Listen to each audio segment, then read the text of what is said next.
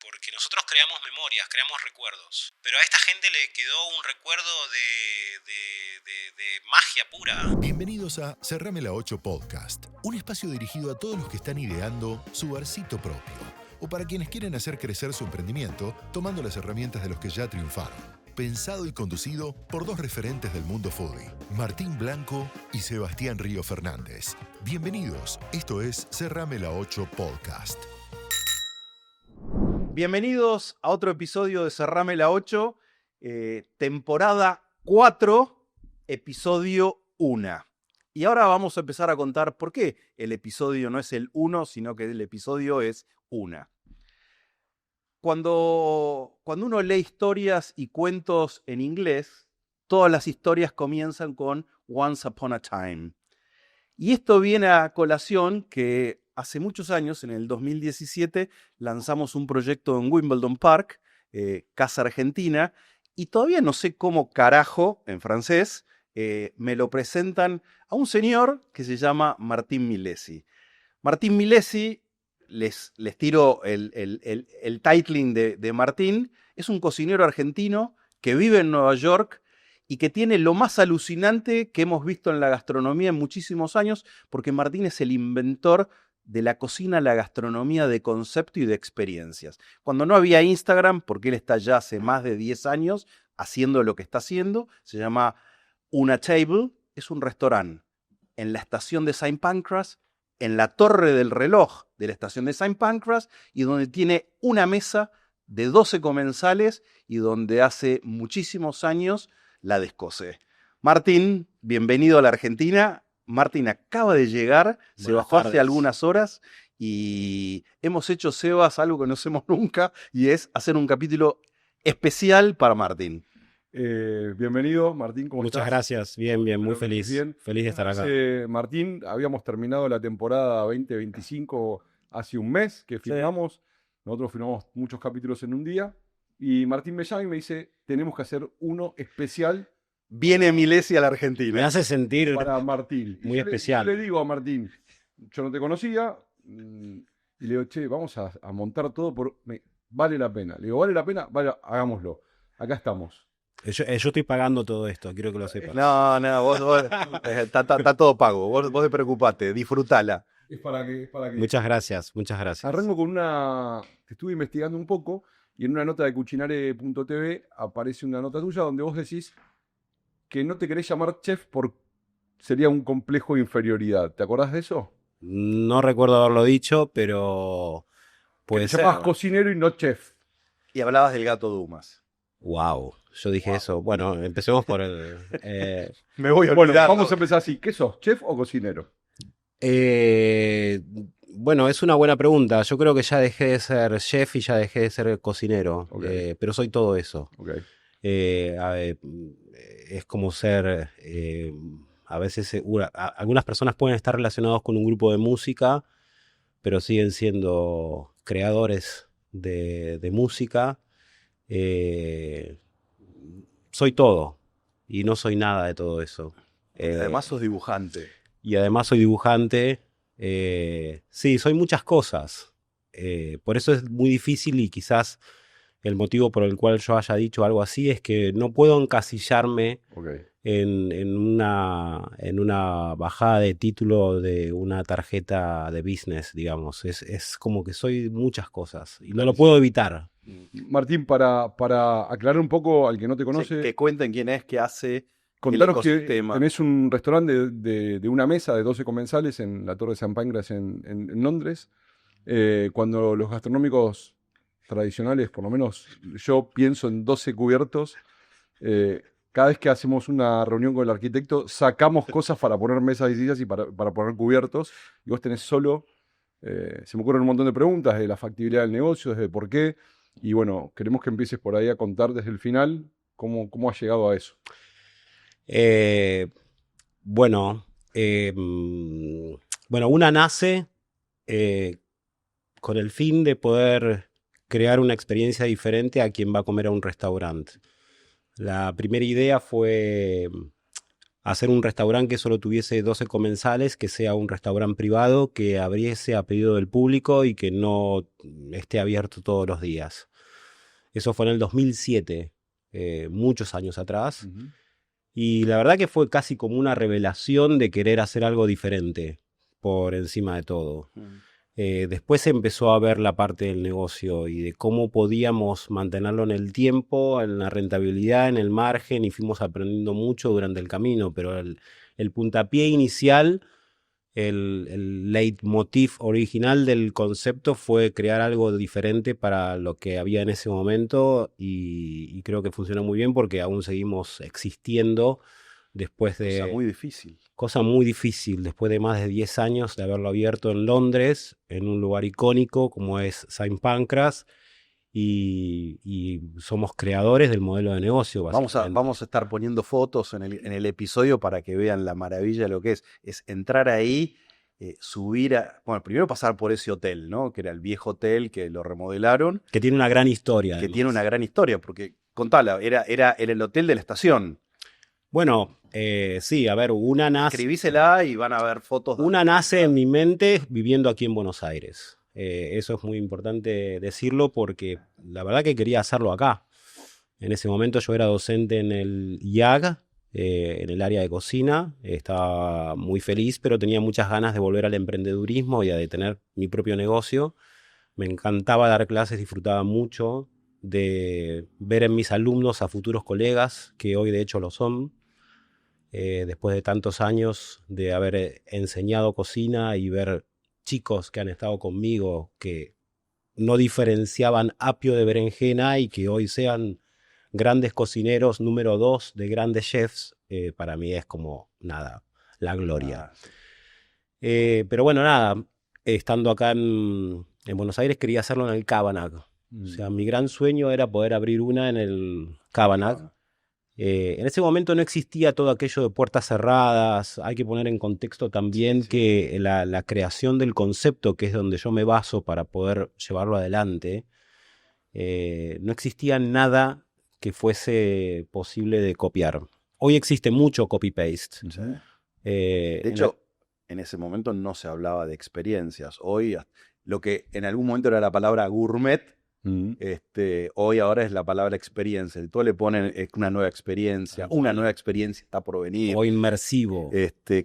O ahora es inmersivo, ¿no? Es como que la cuarta dimensión es inmersivo y todas esas cosas de otras dimensiones. Pero estabas diciendo, Martín, ¿qué fue lo que generó que en un momento donde ese concepto no existía, y no es que lo viste en algún lado y lo quisiste copiar, y venías no sé de dónde, nos vas a contar, seguramente de restaurantes donde había más cubiertos? ¿Qué fue lo que te hizo pensar en que eso era posible o factible? Que a mí me gustaba mucho relacionarme con mi cliente, y en restaurantes normales es casi imposible, porque cuando uno está en la cocina eso es difícil poder llevarlo adelante. Y entonces a través de una yo pensaba que podía poder tener una relación con mis clientes diferente a lo que puede pasar en cualquier tipo de restaurante. Bueno, nada, la historia es que en el Cabanag no se podía hacer, obviamente, por una cuestión de estatutos y de si pueden ingresar personas ajenas al edificio a comer. Y bueno, quedó ahí colgado, en algún momento se hará. Y cuando me voy a Londres, yo siempre supe que en Londres podía funcionar. Yo ya conocía Londres, había viajado varias veces, y siempre supe que en Londres una iba a estar ahí. Y cuando yo me voy a vivir a Londres... ¿Fuiste especialmente por esto? No. Fui para abrir mi restaurante. Ok. Y sabía que el puntapié inicial para abrir mi restaurante era un pop-up. Okay. Que tampoco existía tanto. Tampoco existía como concepto no había. Entonces a mí me llevó un año entender que era un pop-up.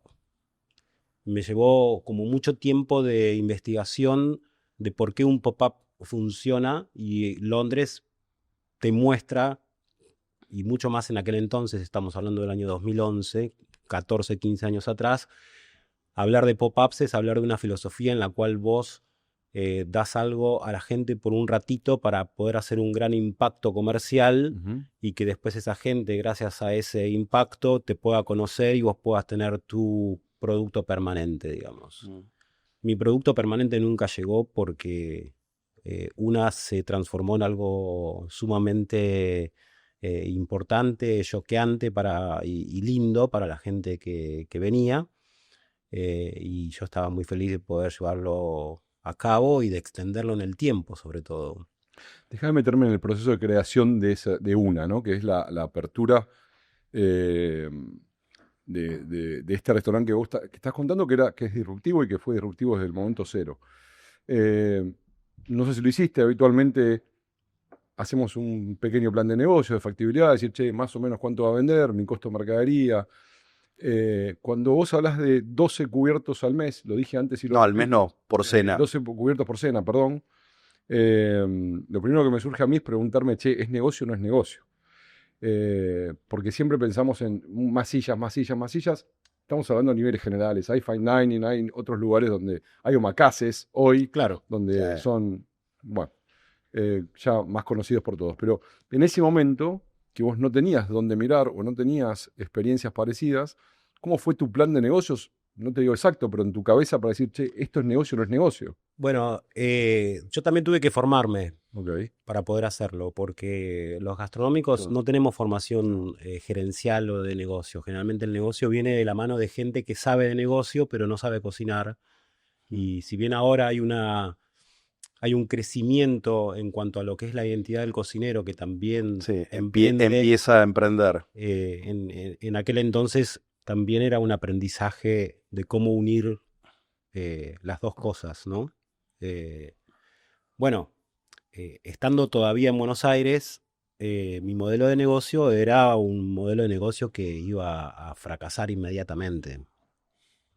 Así como lo pensás vos. Un restaurante, una mesa, 12 comensales, con los costos fijos de tener un lugar, que haya que tener salarios, que haya que comprar materia prima, que haya que Alquiler. vender una determinada cantidad de tickets, que esos tickets no son más de 12, no es que podés hacer doblar la cantidad de gente que se sienta por noche, rotar la mesa, perdón. Rotar la mesa. Y hacer 24 un día. No, bueno, todo eso no podía funcionar en este modelo de negocio. De hecho, yo haciendo cursos de empresa, esto ya es una anécdota un poco graciosa, pero la voy a compartir. Vale. Mi proyecto era y esto era en el 2009, mi profesor de... Tu plan de negocios, business, estabas trabajando en business, era una. Claro, y mi proyecto que yo exponía, defendía y trataba de mostrar de que podía ser rentable, porque a partir de una venían otras cosas que no necesariamente iban a ser los 12 cubiertos. Claro, mi profesor me decía, Milesi, por favor. O sea, Milesi, no tire estamos eso, para esto, Milesi. no estamos para esto. Bueno. Una es por una mesa, ¿no? Sí. Una es por una mesa. Okay. Sí, de hecho es una table, Sí. como el nombre. Y bueno, anyway, o sea, en Londres yo me encontré con una ciudad que yo sabía que iba a funcionar muy bien por el tipo de público y el tipo de cliente que hay en Londres. Y segundo, cuando me voy a vivir a Londres, conozco a alguien que fue muy inspirador para mí, que fue el dueño de una galería de arte, Adrian Palengat, que estando en Notting Hill paseando, a las pocas semanas de haber vivido ahí, de haberme mudado a Londres, ingreso a la galería de arte y me encuentro con un warehouse, o sea, con un open plan art gallery y un escritorio como este, con este tipo que mide 1,90 m, barba, pelo largo, y nos saludamos, estaba vacía la galería de arte. Le digo que soy de Argentina y él me dice, oh, Argentina, I love it, Quilmes, choripán. Y nos ponemos a hablar de una forma tan lúdica y tan divertida que nos hicimos muy amigos, hoy seguimos siendo muy amigos, y él me contó que él tuvo durante 10 años una galería de arte y que después empezó a tener pop-up art galleries. Y él me enseñó a unificar todos tus clientes en una determinada cantidad de tiempo para vender lo que vos realmente necesitas y no tener que estar expuesto a tener algo abierto todo el tiempo con costos fijos que dañan notoriamente tu negocio. La llave de la felicidad. yo ahí fui entendiendo que una no tenía que ser un restaurante permanente. Cuando me presentan al dueño de Saint Pancras, el dueño de Saint Pancras... Perdón, los ingleses le dicen landlord. El dueño. Landlord, sí. ¿Es el dueño del edificio o es el dueño No, es el dueño del Clock Tower, Ok. que es un cuarto y un quinto piso. Y vos ingresás por el quinto piso, subís 8 escalones, tenés la torre, que es un espacio de 6 metros por 6 metros por 18 metros de alto. Tenés una cocina. Sorry. Sí. Tenés un baño y después vas abajo y es un departamento. Mm. Que en Londres también tenés unos permisos distintos que lo que puede pasar acá. Ese señor alquilaba el departamento entero por Airbnb.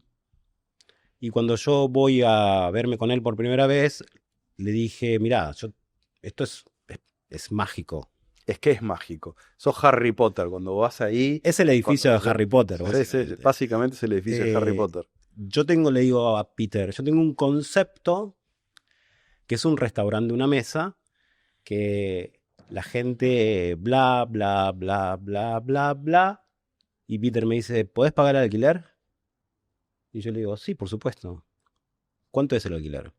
Bueno, yo te cobro por día y vos cada vez que abras tu restaurante, yo te cobro el alquiler. Wow. No costos fijos. Magia costo pura. Fijo. Exactamente. Y así fue que nació el Luna, que hoy ya tiene 11 años y que básicamente su principal negocio es pagar cuando abrís. Para los que nos están escuchando y empiezan a multiplicar P por Q y esas cosas del gastronómico, cosa que ya lo hicimos, tienen que entender que él tiene un negocio de unas 1000 almas por año, donde el ticket de cada una de esas almas son cerca de 250 pounds. ¿Está? Unos $300 más o menos. Algo así, 300 y monedas de dólares por ticket, por persona. Me dejaste picando lo que dijiste recién del alquiler, estabas contando lo del alquiler. Si tuvieras que comentar cuál es el ratio de alquiler del costo de ocupación, en función de lo que él te dijo en ese momento, este alquiler vale X.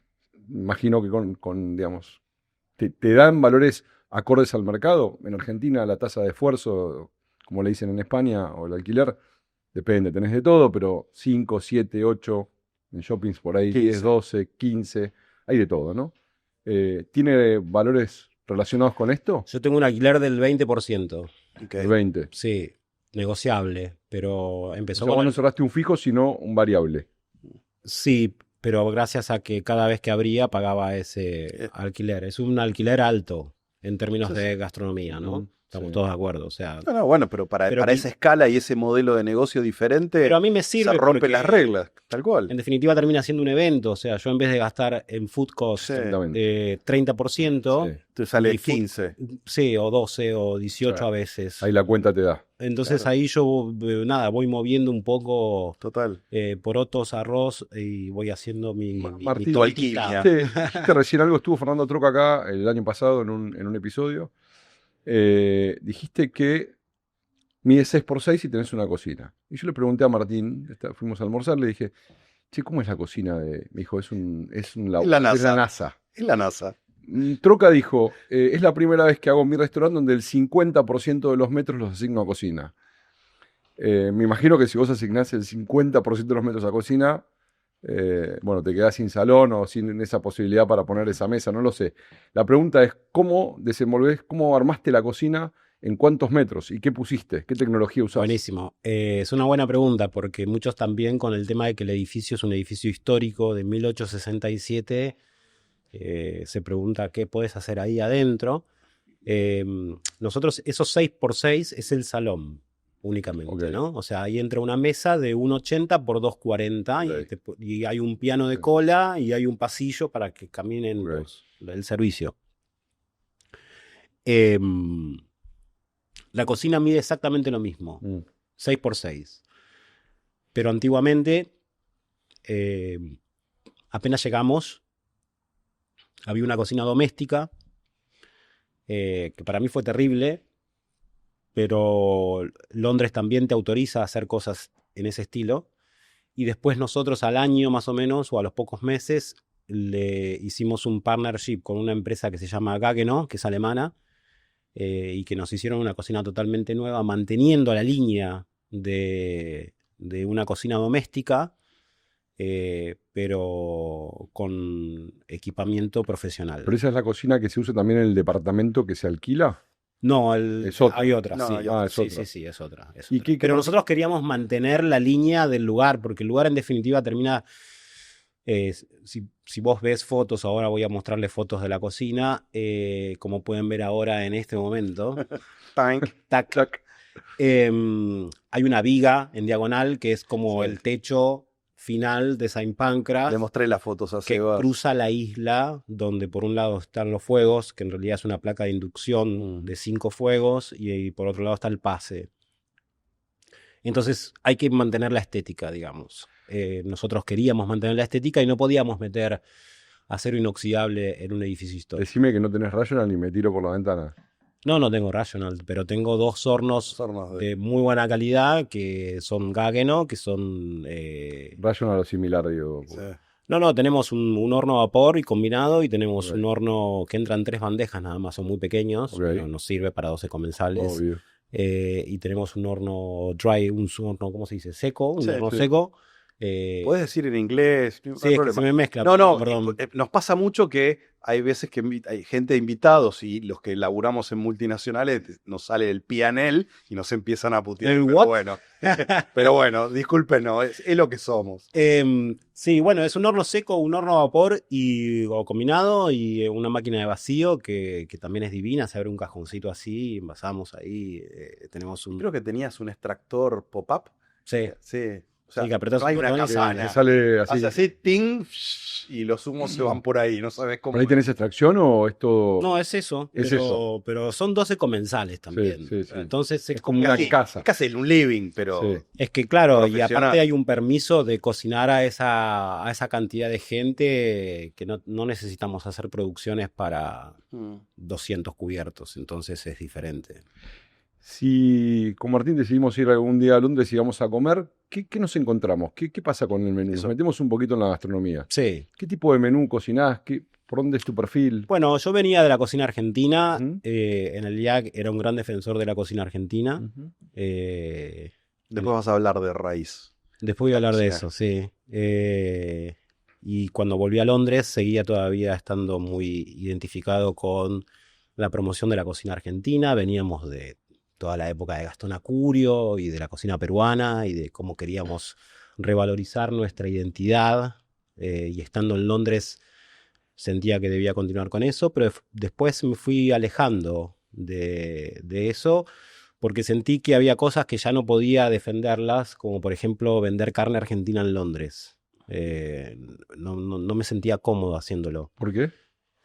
Porque me parece que un producto que viaja en avión de un animal que fue faenado, no sé, 4 meses atrás, envasado al vacío, llega de una determinada manera, puede estar buenísimo, pero a mí no me hace sentir bien dárselo a mis comensales. Prefiero ir a un proveedor de carne de Oxford, que también es grass-fed, también es Angus, y el producto va a ser también espectacular, digamos. Pero aprovecho y ahí hablo un poco de la relación que tenemos con los británicos, y que comemos carne gracias a ellos, y ellos se quedan, ¿cómo que comen carne gracias a nosotros? Y yo les empiezo a hablar de la historia de la relación anglo-argentina, y quedan fascinados. Es un libro de historia, esa experiencia, esa comida. Sí, y les encanta entender por qué nosotros somos tan carnívoros, casi como ellos. ¿Cuánto, Martín, de esa comida, de gente que por ahí no se conoce, o hay pequeños grupos de los que se conocen, cuánto es una obra de teatro tuya? Y estás metido adentro de que sos el asiento número 13, más allá que no te sientes. No aparezco tanto. ¿No aparece tanto? Quizás aparezco un poco más en los proyectos un poco más performativos que ya hicimos en José Ignacio, en Uruguay, Pero ahora vas a contar ahora cuento, pero en Saint Pancras es todo mucho más distante. Ok.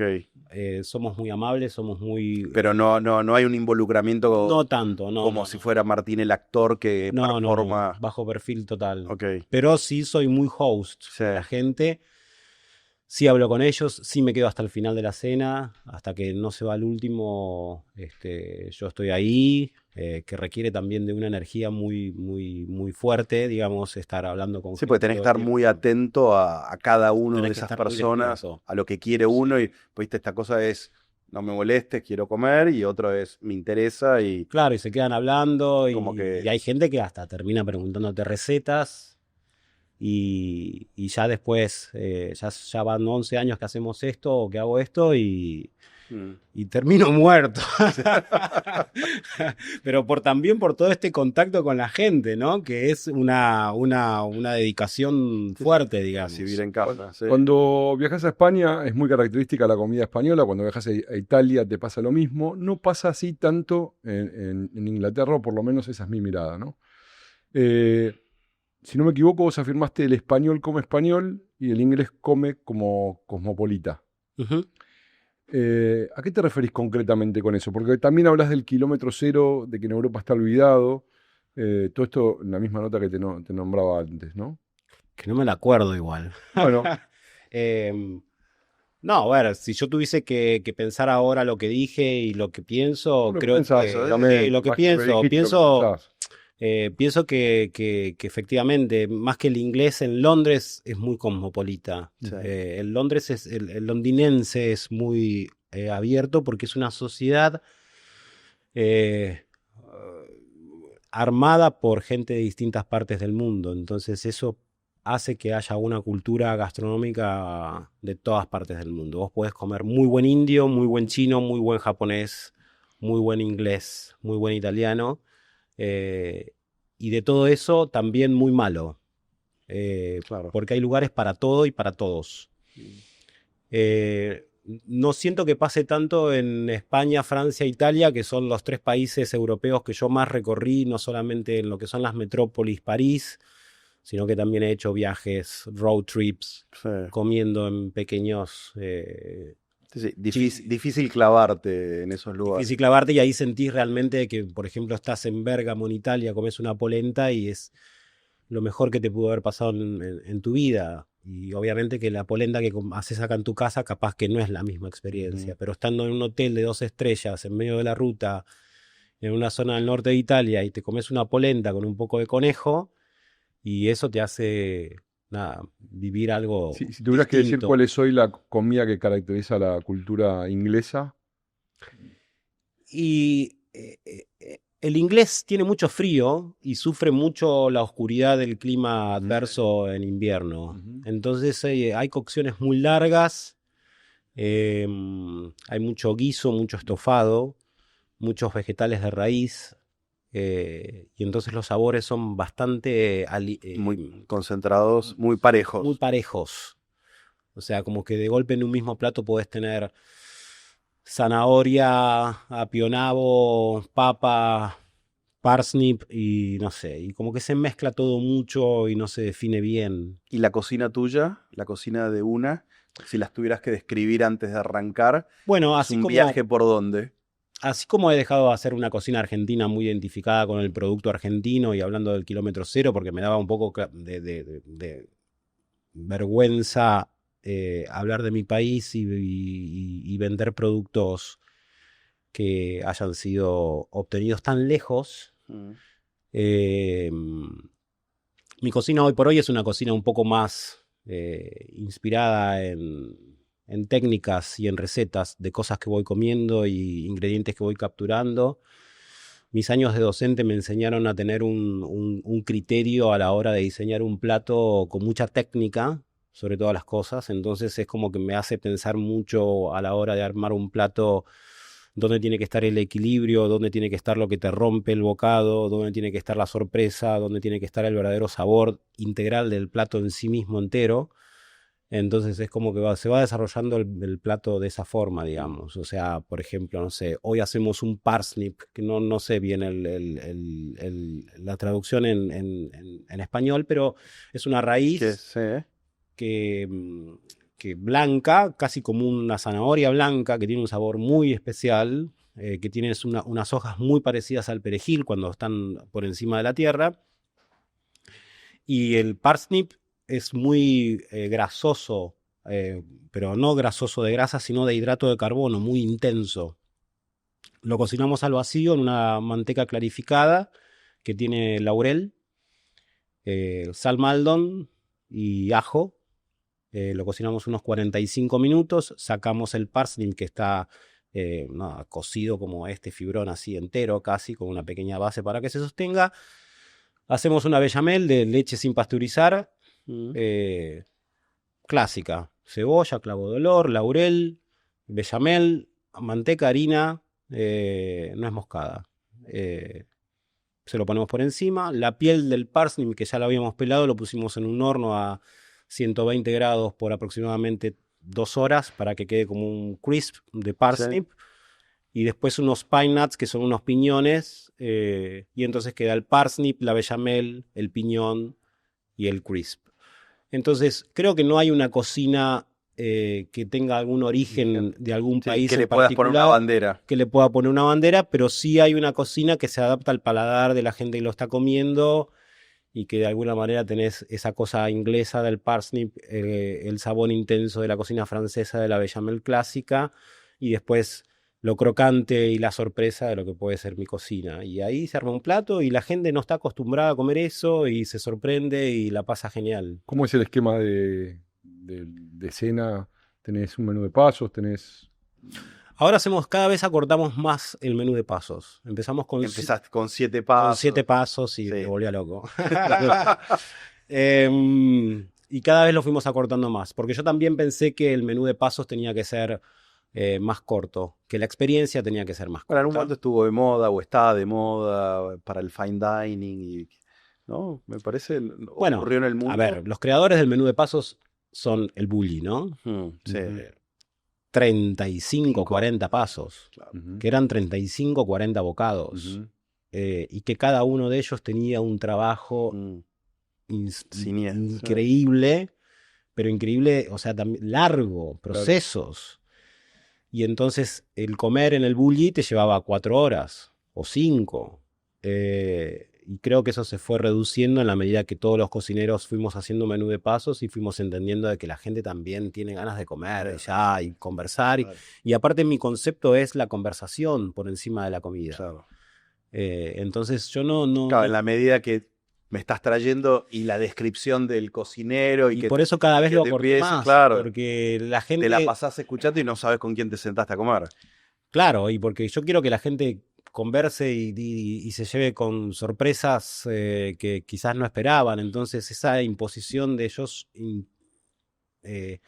meterme ahí y decirte, mirá, este parsnip lo hice como te lo estoy contando ahora. Y la verdad, déjame comer y déjame conversar con esta chica o con este chabón que lo acabo de conocer y que la estoy pasando bien. No quiero saber en qué te inspiraste para cocinar el parsnip. No me importa, claro. Y yo también entendí que nosotros como cocineros también tenemos que corrernos un poco, ¿no? Sacarse un poco estas plumas y de vedette y... Sí, bueno, pero también hay gente que le gusta ese ritual, ¿no? De ir a comer y que venga el cocinero, el chef, o como lo quieran llamar, a explicarte ese proceso. Me imagino que cuando te lo piden lo harás y no lo harás por default.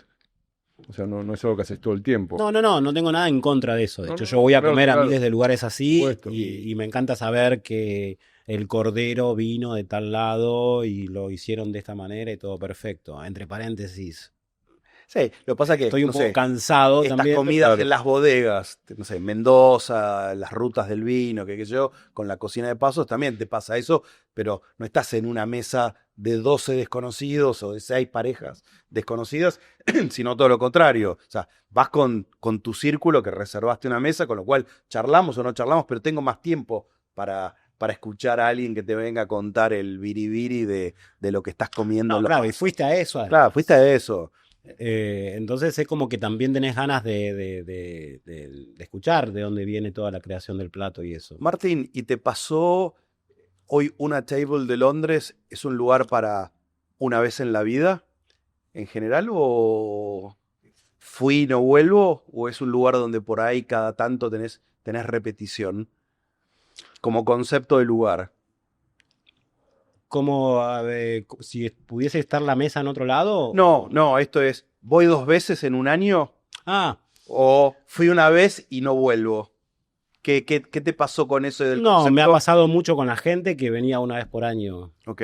Y me ha pasado con gente que no vino en 10 años. La semana pasada recibí un mail de una señora, o de alguien, que no sé si es señora o no, la verdad. Pero yo le digo señora porque me imagino que si pasaron 10 años y nada, que dijo, fuimos a comer a una hace 10 años y me acuerdo que fue hace 10 porque mi nieta ahora tiene 10. Entonces ella relacionaba su experiencia en una con el nacimiento de su nieta y ahora que la nieta tiene 10, Volvía. tenía ganas de volver y me preguntaba por fechas y cuándo y no sé cuánto. Y bueno, nada, Está. quedamos en la memoria de la gente y vino una sola vez. O sea, ¿Qué tan estricto sos con las 12 personas? Es decir, te llamo y te digo, che, Martín, somos 15 y quiero reservar, no sé cómo es el proceso de reservación, de reserva, digo, pero somos 15. ¿Me tomás? Sí, por supuesto. Sí. sí. Sí, Ok. sí. Bueno. Business. Sí. Ok, y si somos Sí, ni 8, hablar. Te cobro por 12. me cobras por 12. Claro. O sea, puedo ir 8, me cobras por 12. Sí. Hicimos una cena para 2. Ok. Ok. Y cobramos por 12. Bien. Me da curiosidad qué estaban festejando. Valentine's. Ok. Mira. Y también hicimos un auction, ¿cómo se Sí, dice? la subasta. Una subasta para 2. ¿Cómo era? Para otro Valentine's. Ah, ok. Y la vendimos al valor en aquel entonces de 6. Ok. Pero nos gustó hacerlo y nos pareció muy divertido hacer una subasta de una mesa para 2 personas como experiencia. Ok. Che, Martín, a ver, en algún momento yo que te fui siguiendo en el tiempo, fueron apareciendo, o sea, de una table empezás a evolucionar a una concepts. Que todo esto que vos hacés fue evolucionando, creciendo, apareciendo otros proyectos tipo pop-ups. Me acuerdo que había otro en algún lugar de Londres, había algo cerca de Harrods, me acuerdo que habías hecho, y en algún momento aparece José Ignacio, enero, Punta del Este, una cena de los druidas, de los magos de alguna de estas historias fantásticas. Contate cómo fue ese proceso tuyo de evolución y de ir generando cosas nuevas, además de sostener tantos años una. Bueno, José Ignacio para mí es un lugar que yo visito hace muchísimos años y tengo una relación con el lugar muy marcada. Sí, cuando ya empecé, ya siempre quise hacer cosas en José Ignacio. Y como toda empresa que pasan determinados años o momentos, necesita parar la pelota y replantearse hacia dónde va, porque cómo continúa esto, ¿no? Porque nosotros en todos estos 10, 12 años que existimos, también hemos sufrido cambios y obviamente tenemos que adaptarnos a esos cambios. Pero Uruguay siempre estuvo en mi radar, viviendo allá en Londres, aunque estuviese muy lejos, y durante la pandemia, antes de la pandemia ya habíamos intentado hacerlo, y durante la pandemia surge la posibilidad de ayudar a la apertura de un hotel, a que yo hiciese la parte de armado de equipo con gente de Buenos Aires. El dueño vive en Londres. Increíble lugar ese. Impresionante. Impresionante. Impresionante. Contá cuál es. Se llama Luz y está cerca está en las afueras, o sea, está cerca de la Estancia rotonda Vic, de entrada de José Ignacio hacia Exacto. Estancia Vic, hacia Estancia a Vic. un costado. Maravilloso, un lugar divino, que también tiene una historia muy especial. El lugar tiene 15 hectáreas y tiene 6 habitaciones, ahora tiene 8. Pero es también una especie de una. es una especie de una al nivel hotelero. Entonces ellos me llaman a mí sabiendo que de alguna manera yo podía ayudarlos no solamente en el armado del equipo de cocineros que pudiesen desarrollar la carta de los huéspedes y el food and beverage, sino que también, supongo que porque sabían que yo podía colaborar en la parte de creación de empresa y de números y de todo eso, que a pesar de todo lo que hablamos recién, también lo hago. nada, me contratan para abrirles la temporada que arrancaba. Y me dicen, tenemos un gran problema, que esta casa o este lugar donde están las habitaciones no fue creada para hacer un restaurante y necesitamos generar revenue más allá de los huéspedes. Tienen una cocina, pero no tenían dining room, no tenían un lugar donde dar de comer, porque la galería da a las habitaciones. Entonces, si vos pagás X en un hotel de 6 habitaciones, por que privacidad es triple X, nada, por privacidad y por no querés tener a un restaurante de 50 cubiertos ahí. Entonces, bueno, la otra opción era llevarlo hacia el lado de la piscina y crear un sunset, y la otra opción era abrir la galera y decir, bueno, ¿qué podemos hacer acá? Y le dije, hagamos una. Llevemos una mesa, pero una mesa más grande. Nosotros ya veníamos pensando en agrandar la mesa, pero no lo podíamos hacer en Saint Pancras. Y entonces creamos un dining room en el bosque, que en ese momento obviamente eran todos pinos. Y esto es un poco el arte, ¿no? De ver las cosas donde mucha gente no ve nada. A mí me pasa que yo veo otras cosas. O sea, a veces de alguna manera siento que hay una suerte de Matrix que la gente no ve y que yo puedo verla, y yo, en vez de ver pinos, vi un dining room con luces y gente caminando hacia esos... Vamos a estar mostrando imágenes de esa escena. Hermoso, un recuerdo maravilloso, porque para mí era fue casi una obra de teatro. Es que ahí surgió otro concepto que es parecido, pero un poco más ambicioso y más grande, que es hacer una mesa de 24 personas en la cual nosotros, como creativos, desarrollamos no solamente el menú, sino todo lo que sucede alrededor de la mesa, porque desde nuestro punto de vista gastronómico estamos un poco cansados de ser creativos en el plato, sino que creemos que hay que ser creativos más allá de la mesa. Y entonces nace una en José Ignacio como una obra teatral que fue creada desde la base. Y esto también tiene que ver con la parte gastronómica y llamémosle experiencia, porque eran 24 personas que compraban tickets, que por lo general son parejas, que se juntaban en un determinado lugar del hotel, y en ese determinado lugar había una suerte de living room inglés del siglo XVII, con sillones que también trabajábamos con una artista que es diseñadora de escenarios de Uruguay, que nos ayudó a hacer el scouting de todo lo que necesitábamos, como ese lugar donde se iban a juntar estos 24 comensales. Era el primer escenario del cóctel con una música muy Punta del Este, tux, tux, tux, pam, pum, ps. Pero nada, una charla normal en un bosque de un hotel en Punta del Este o en José Ignacio, y de golpe luces bajas, una flautista vestida de negro tocando la flauta traversa, que solamente podías oír ese sonido de la flauta traversa con humo que aparecía por entre los pinos, invitaba a la gente a ingresar al bosque, que estaba totalmente negro, y de golpe atrás de un árbol se aparecía un mimo, que era un personaje como el de Balada para un Loco, que les ofrecía tomar un pequeño cóctel sin alcohol, y cuando la gente tomaba ese cóctel, se encendía muy tenuemente la mesa, que estaba aproximadamente a unos 30 metros de ellos, con la música de Pinocho, y nada, te llevaba a otro lado. Una obra de teatro, como dijiste antes.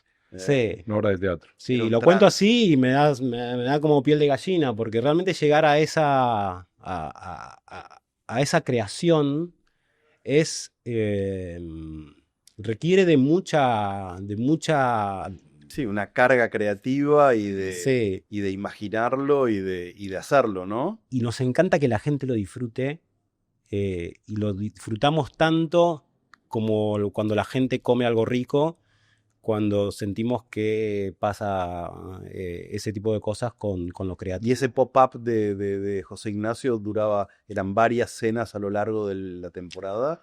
El primer año estuvimos 4 semanas, Sí. se vendió todo, y el segundo año estuvimos... ¿Todas las noches?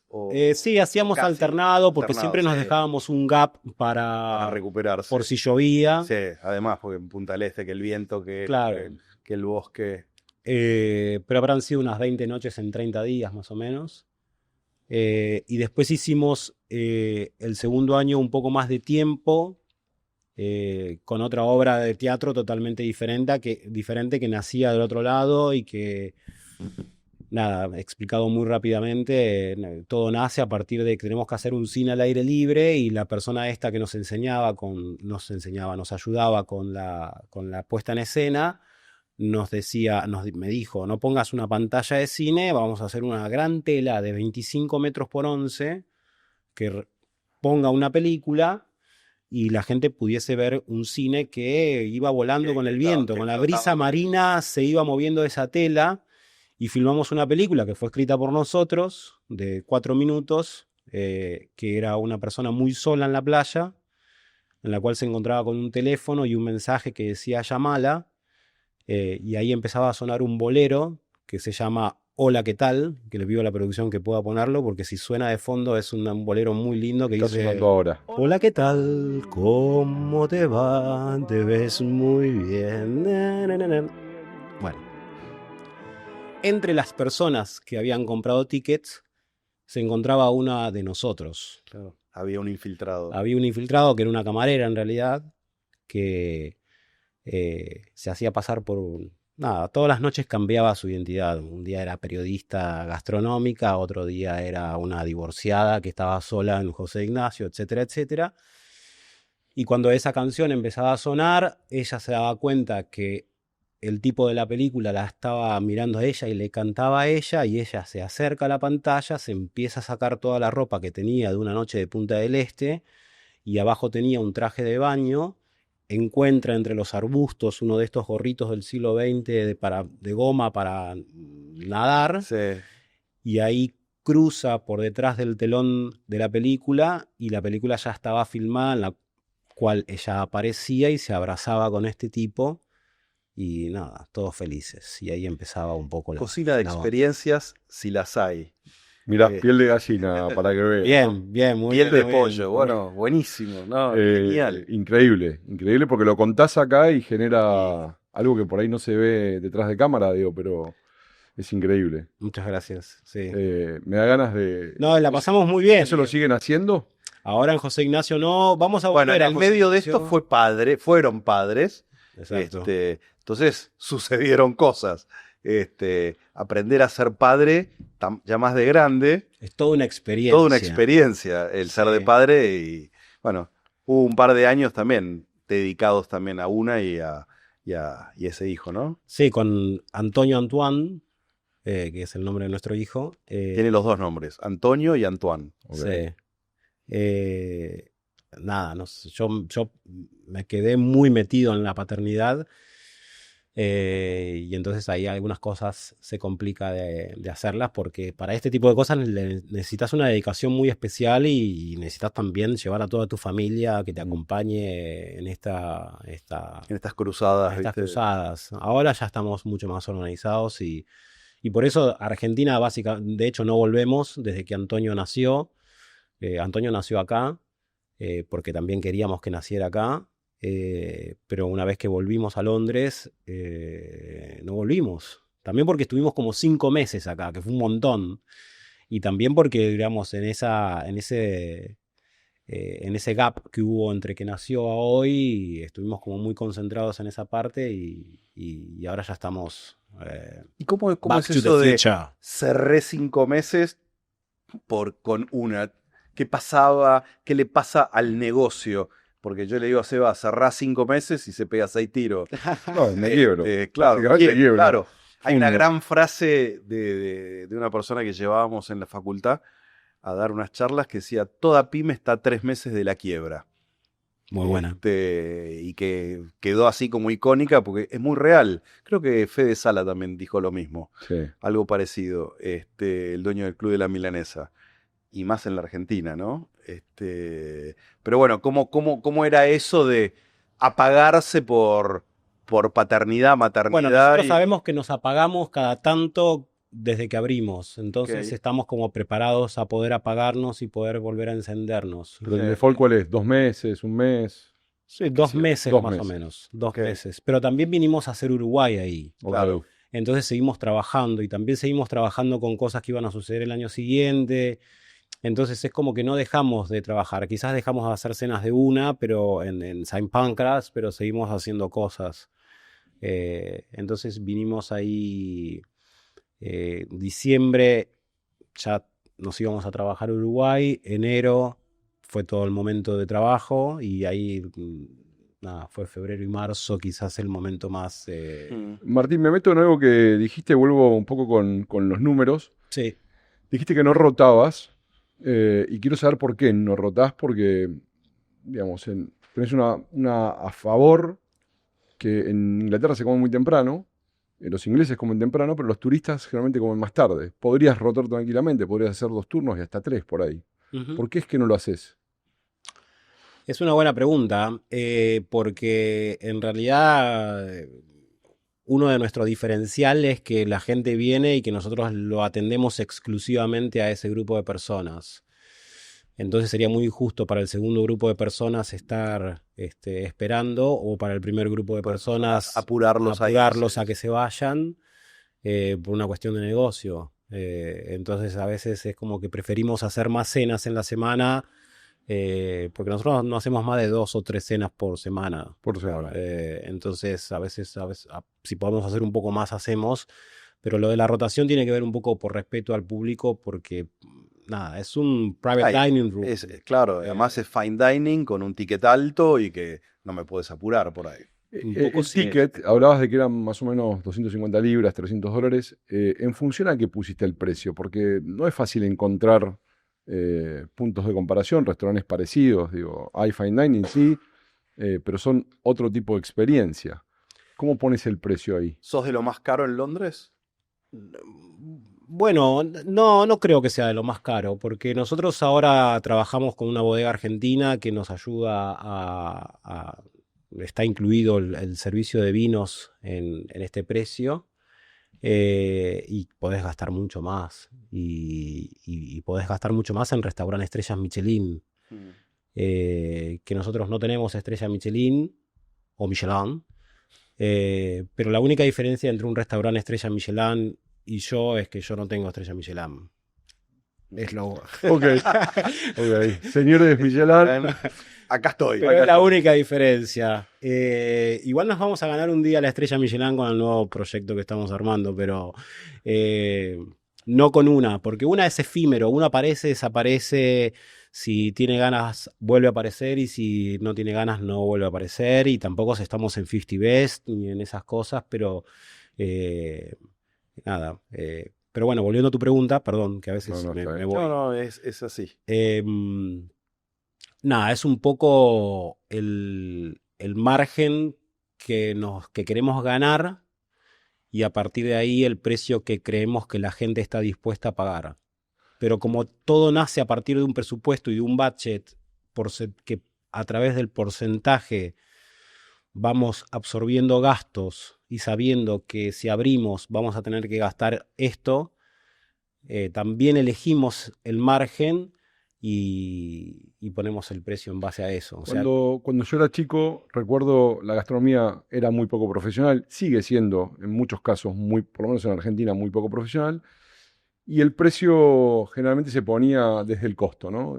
Sale tanto, multiplicás por 2, 3, 5 o lo que fuera, y ponías el precio. Eso claramente hoy cambió, la gastronomía se ha ido profesionalizando, hay conceptos muy atractivos, muy novedosos, hay mucha más gastronomía moderna, nueva, tradicional, hay de todo. Y por lo menos nosotros hemos aprendido a que el precio se pone desde el mercado, ¿no? Es decir, vos tenés que decir... tu posicionamiento. Exactamente. ¿Dónde estoy posicionado? Yo no puedo estar más barato o más caro que pones el precio y de ahí construís para abajo. Un poco hacia ahí iba la pregunta, ¿no? Porque, y aprovecho de hacerte la que viene, que tiene que ver a partir de que vos abriste. ¿Detectaste aperturas similares de proyectos o conceptos similares en Londres o en algún otro lado? Sí, nosotros, sí, en primer lugar, con respecto al precio, a nosotros el costo lo determina el precio. Uh-huh. Y esto es una frase que yo escuché hace algunos años, que, como decís vos, gastronómicamente hablando es un poco sorprendente, porque nosotros estamos acostumbrados a hacer una receta, calcular el costo y en base a ese costo decir, bueno, lo multiplico por 3, 3.5 y ese es el precio. Pero nosotros hacemos al revés, o sea, nosotros sabemos que si sale 100 pounds o 250, bueno, yo tengo tanto para gastar en comida. Sabes que podés. Y además mi menú no está, el costo no está en el plato, sino en todo el menú. Sí, en toda la escenografía. A las velas forma parte del food cost. Eso forma parte del food cost. Sí. O sea, mirá. Sí. Todo. Incluso hasta cuando renuevo servilletas. ¿Y por qué lo haces así? Porque por la idea original de saber cuál es el margen y que ese margen es religioso prácticamente y que a partir de los menúes a veces nos pasa que, nada, como ya sabemos cuánto tenemos que gastar, a veces nos pasa que nos sale más barato. Porque si hacemos un plato con parsnip, no es que estemos regateando precio, sino porque nos gusta el plato. Y de golpe nos damos cuenta que en ese menú el food cost fue mucho más bajo de lo que teníamos pensado. Entonces, por ahí nos sobra plata y lo usamos de ahí. Entonces, no sé, es un modelo.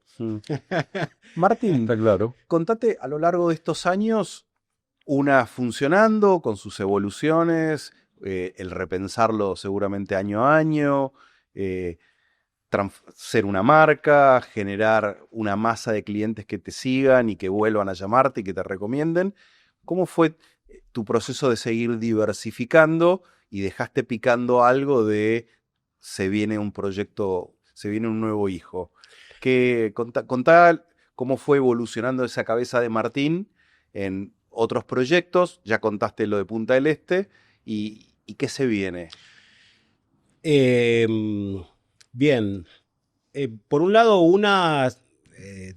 ya entendió cómo hacer negocio con algo muy chiquitito que es la mesa de 12 personas, ya lo hicimos durante 10 años, nos gustó cómo nos fue, pero fue un business bastante lifestyle en el cual yo vivía bien y me pagaba a mí mismo y sigue siendo una empresa muy pequeña. Entonces la forma de diversificar el business no es escalar sino que a partir de lo creativo y de la capacidad que tenemos de crear mundos paralelos que son distintos a lo que normalmente se hace, es hacia dónde vamos. El próximo proyecto relacionado con la parte creativa es una mesa de buffet que va a ser totalmente novedosa desde el punto de vista de la puesta en escena y que eso puede llegar a un público diferente a lo que es que se sienta en una mesa a comer y a veces nos perdemos la posibilidad de hacer eventos que son para mucha más gente y que permanentemente necesitan cosas nuevas para postear en Instagram entonces va a haber como un hook, como un gancho diferente a lo que es. ¿Eso te imaginas a la calle? Eso no. Para eventos. Ah, solo para eventos. Solo para eventos. Eso es lo que sería lo de como esa creativa que crea cosas. Las relaciones con hoteles continúan. Trabajar con hoteles a nosotros nos gusta y hacemos un buen tándem. Como sucedió. Algo parecido a lo de José Ignacio. Algo parecido a lo de ¿Lo José hacen Ignacio con otros hoteles? Actualmente no, pero siempre está la posibilidad de hacerlo. Y con marcas también que quieren que nosotros vayamos a crear algo distinto a lo que se hace normalmente. Y como te decía, esto fue una empresa lifestyle, ahora está creciendo en cuanto a los distintos conceptos que tenemos y ahora estamos creando un negocio para directamente ser vendido en los próximos 7 años. O sea, tiene ese objetivo. Sí, que es una cadena de sándwiches. Okay. Muy sencilla. Dicho así, es una cadena de sándwiches, pero detrás de la cortina hay cosas mucho más diferentes de lo como se hace normalmente, porque ya la gente sabe que nosotros hacemos las cosas fine dining en sándwich. exactamente así. Yo le digo cadena porque para mí tener 5 lugares es cadena. Le decís cadena y se le hace agua a la boca. Pero cadena, no queremos abrir 70 locales o 50 o 30. Queremos abrir 5 y venderlos. O sea que ya de entrada armamos un business plan con mi socio que es inglés y que para este tipo de cosas sí se prende. Para todas las cosas mías, por ahí no tanto. Pero nada, creo que somos, no sé, no conozco de mis colegas pensar un negocio como exit business, ¿no? Y nosotros estamos creando algo para venderlo, si Dios quiere. ¿Qué particularidad tiene que tener? Si yo quisiera crear una marca para venderla, así no lo arranco de esa manera. ¿O qué te das cuenta que está pasando en ese armado, ¿no? Yo me estoy dando cuenta que estamos planificando 5 años, que estamos comprometiéndonos a abrir 5 locales dentro de esos 5 años, que tenemos un análisis de costos y de números muy profundo, que el primer local va a necesitar una inversión, pero el segundo se va a abrir con el mismo profit del primer local y a su vez el tercero con el profit del primero y el segundo. Entonces tenés que tener una marca muy rentable. Para que te dé esa caja.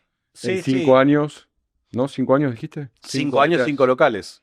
Por eso. Sí. Tenés que recuperar, si la matemática no me falla, en un año. ¿En un año? Sí, ¿es posible eso? Es posible.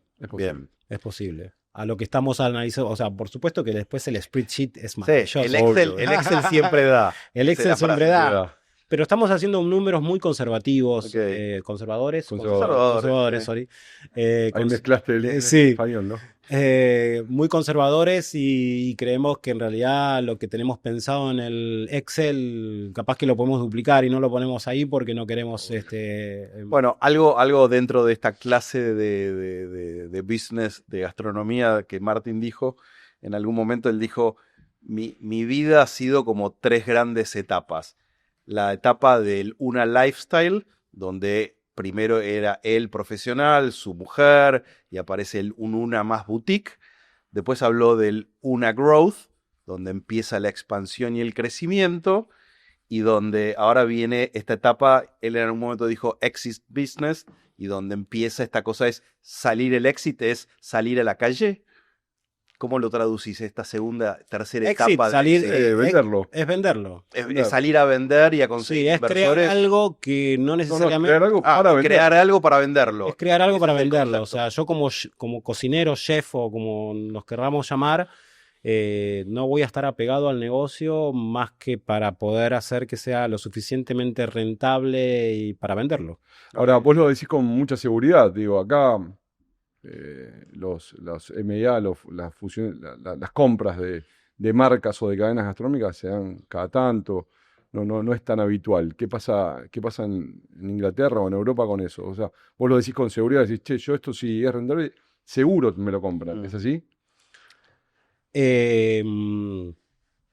Bueno, yo veo que sucede mucho que los negocios se compran y se venden y se vuelven a comprar a veces.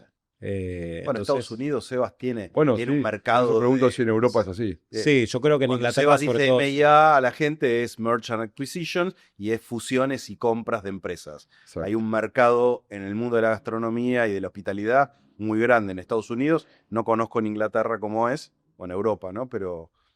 No, suele pasar mucho. En Inglaterra, sobre todo, suele pasar mucho que las empresas o las marcas que vos ves quizás fueron propiedad de 10 dueños diferentes a lo largo de 20 años. Y nosotros estamos haciendo algo que creemos que de alguna manera pone en valor un producto muy noble como el sándwich en un país donde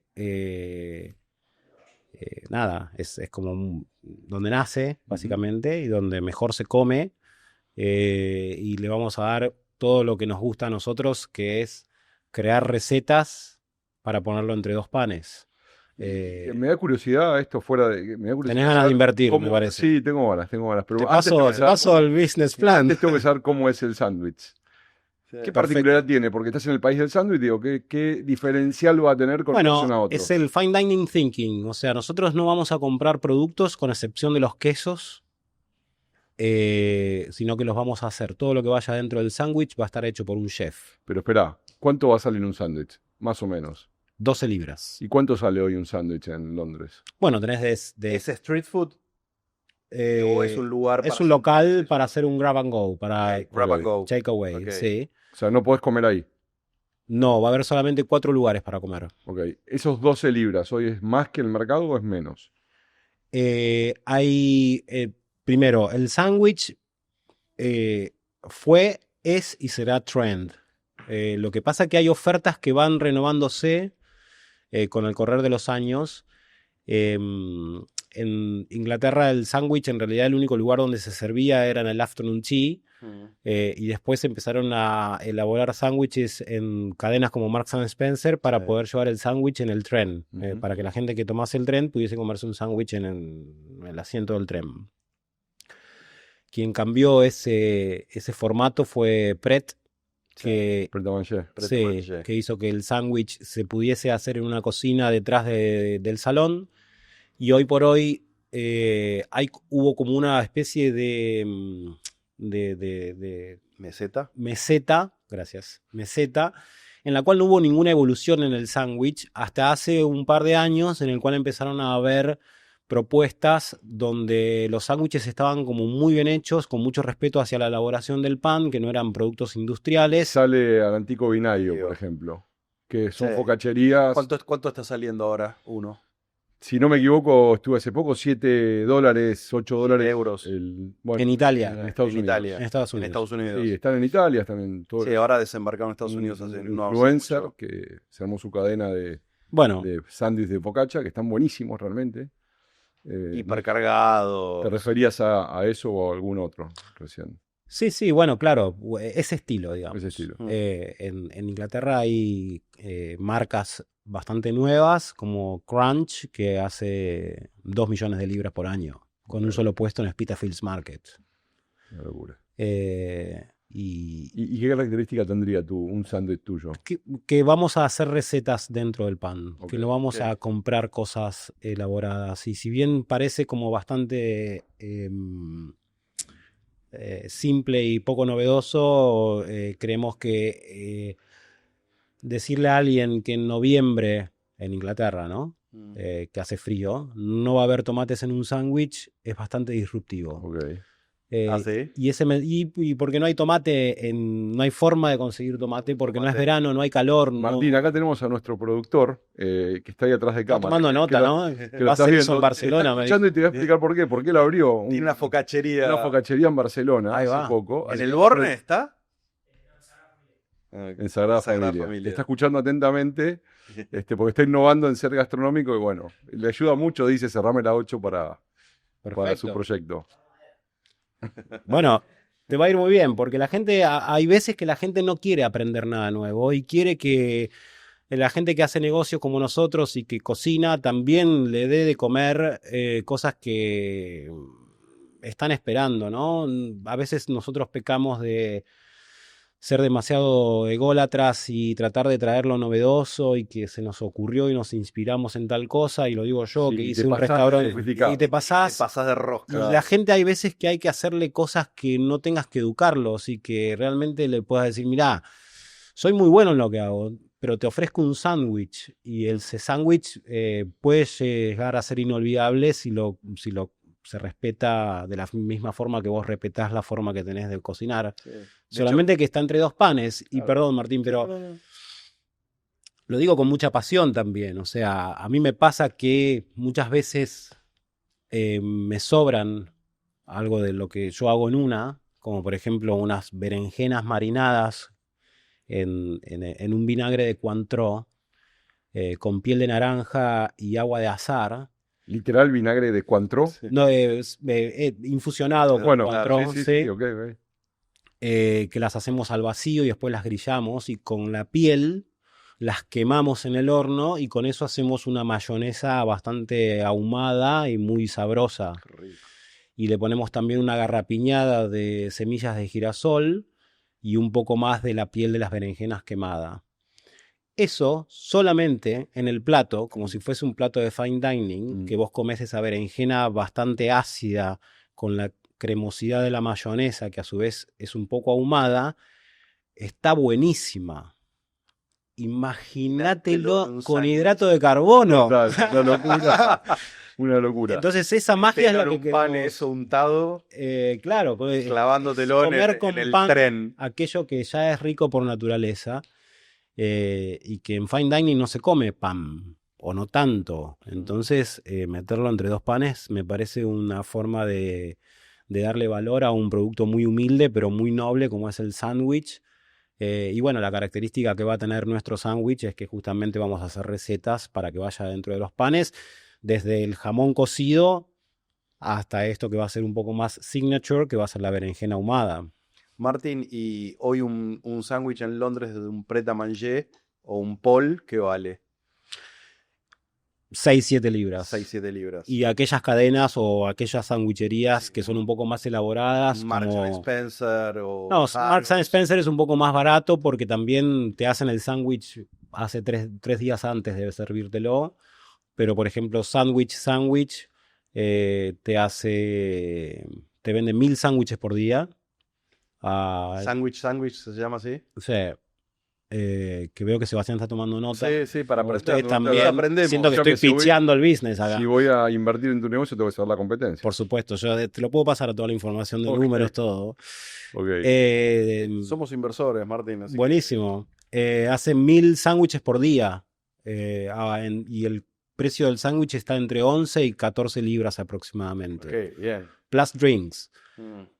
¿Más la bebida? Más la bebida. Entonces hay un mercado de gente que quiere almorzar bien, que trabaja y que no tiene tiempo y quiere comerlo rico. ¿Es para un white collar? ¿Eso es sándwich o es un turista? No, es para alguien que vive en Londres y que va y viene. Y que trabaja. No necesariamente tiene que ser una persona que gane mucho dinero, pero en Londres hoy por hoy la gente se gasta 10 libras o 15 libras en almorzar muy fácilmente. Gente normal que todos los días tiene una hora de break para ir a comer.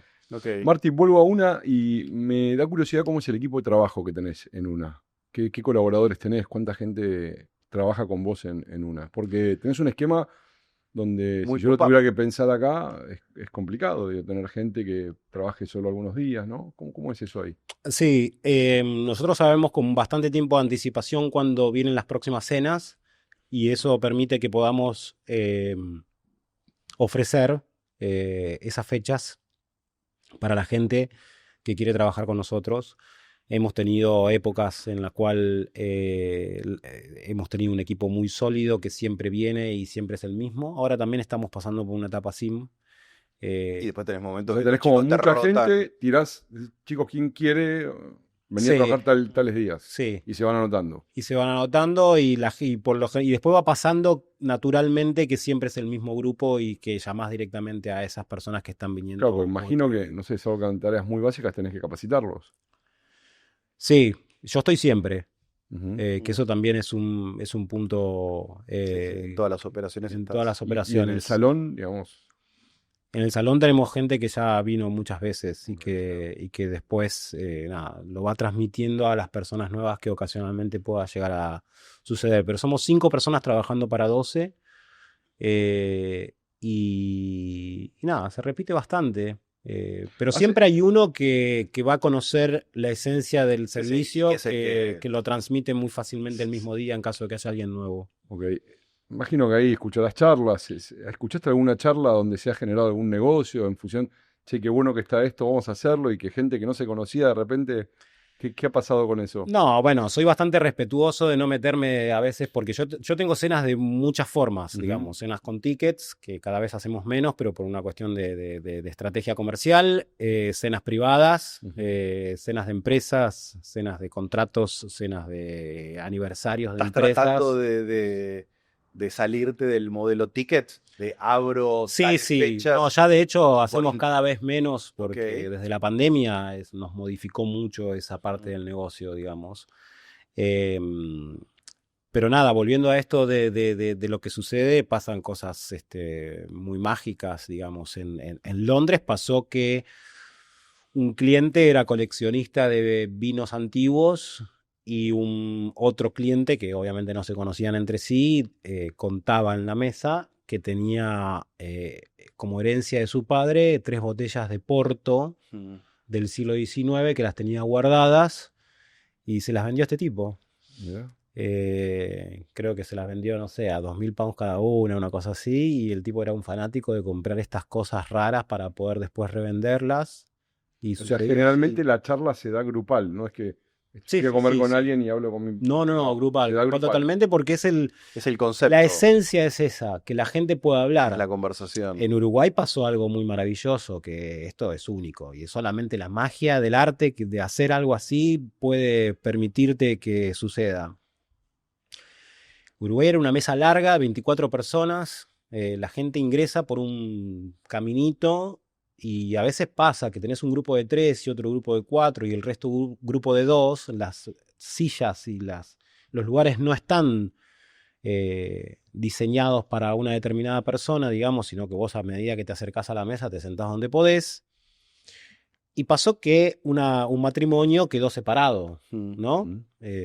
Y entonces, nada, se lo tomó muy bien, digamos, porque dijeron, no, si te veo todos los días, Bien. todo bien, yo me siento en esta punta y vos te sentás en aquella punta y listo, se organizó todo en la primera parte de la cena y Bien. todo perfecto.